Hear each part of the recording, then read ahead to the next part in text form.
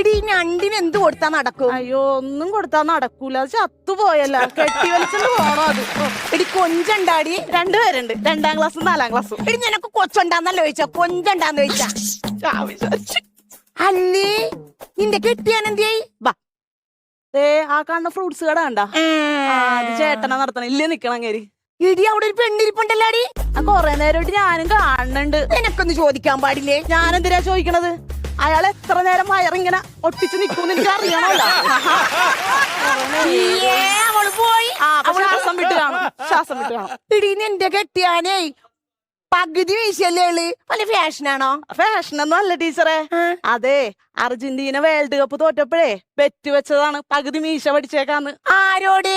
8ാം ക്ലാസ്സിൽ പഠിക്കുന്ന സഞ്ജുവിനോടും ജോക്കുട്ടനോടും. എന്റെ കർത്താവേ, മീശ വളക്കാത്ത പിള്ളേരോട് വെറ്റ് വെച്ചിട്ട് സ്വന്തം മീശ കളഞ്ഞ ആളെ ഞാൻ ആദ്യമായിട്ട് കാണണേന്. അല്ല ടീച്ചർ എന്തിനാ ഇങ്ങോട്ട്